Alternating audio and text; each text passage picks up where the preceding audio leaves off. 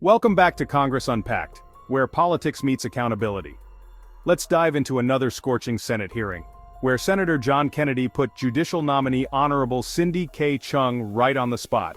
No softballs, no easy outs, just hard questions and even harder silences.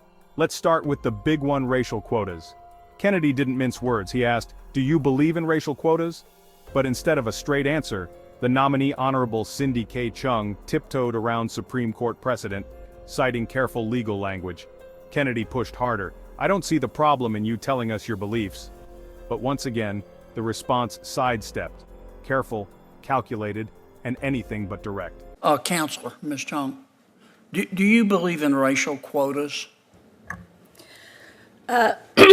Senator, if I were faced with a question regarding racial quotas, I would carefully consider the binding Supreme Court precedent and Third Circuit precedent.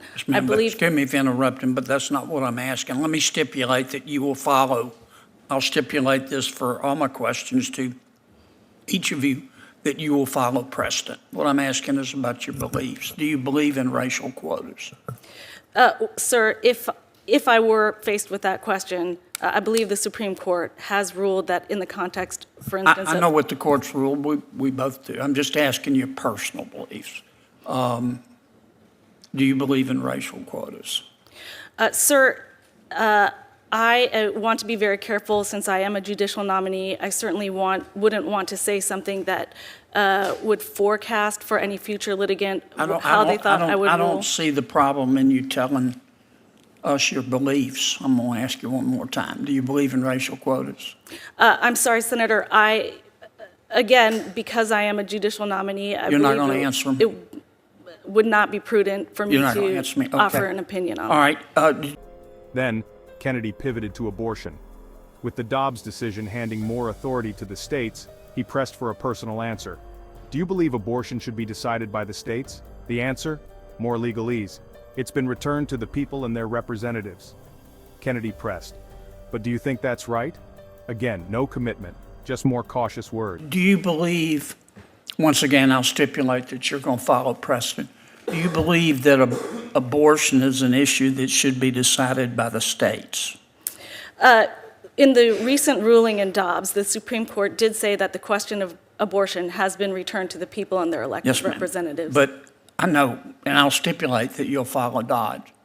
But do you believe that abortion is an issue that should be decided by the states? I'm trying to understand what you believe. Well, certainly under Dobbs, returning that issue to the people and their elected representatives does put it within the realm of the states. Okay. Do you believe that that's the right decision? Senator, I would not hesitate to apply Dobbs if I were faced with that. Once again, maybe I'm not being clear. I'm sorry. I'm asking what you believe. Do you believe that abortion should be decided by the states as opposed to the federal government? Senator, again, because I am a judicial nominee, you're not going to answer. I don't believe it would be prudent to offer an opinion that would allow future litigants to think they could forecast. Do you believe? If you want more coverage of these hearings, make sure you hit subscribe, smash the like button, and let me know what you think in the comments. Now, let's talk prosecutorial discretion. Kennedy asked, should prosecutors decide not to charge entire classes of crimes like shoplifting under $950? Cindy Chung leaned on their record, saying they'd never done that in 2 decades. But Kennedy wasn't asking about their resume. He wanted beliefs, and once more, the answer was a careful dodge. As the hearing dragged on, Kennedy's frustration grew. He called it out.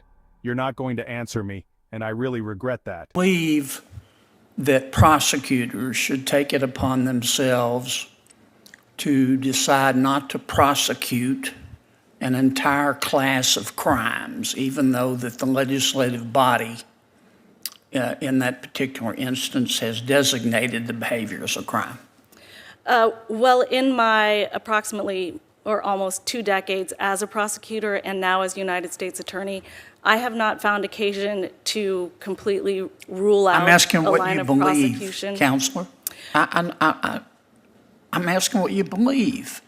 Well, as a prosecutor and as a United States Attorney, I believe that each investigation and matter should be Yes, ma'am, but do you believe a prosecutor should decide not, we both know what we're talking about. Do you believe that a prosecutor should take it upon themselves or himself or herself to say, I don't care what the legislature says, I'm not going to prosecute any shoplifting of stealing of any goods if it's less than $950? Do you agree with that or not? Well, I would hope that my record as a prosecutor and United States attorney speaks to that question. I have not I'm asking found you, occasion I'm giving to do you a that. chance right now to speak to it. Tell me what you believe.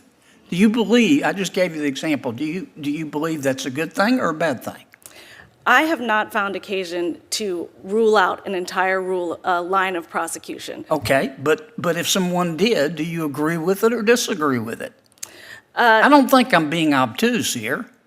Just answer my question if you would, and if you're not, just tell me so I can move to the judge. Senator, I have not found a reason to do that in my own practice. I have only considered... Is that because you disagree with it? Well, I have found that whether or not something reaches a federal interest for prosecution is something that has to be determined All right. on an I individual understand. case. You're not going to answer me, and I really regret that. It was more than a tense exchange. It was a real-time lesson in how nominees protect themselves and how senators try to break through the armor. So here's the question. Are these hearings about legal philosophy, or do we have the right to know what future judges actually believe? If you value this kind of breakdown, subscribe to Congress Unpacked, like this video, and drop your thoughts below, because your voice matters and this conversation is just getting started.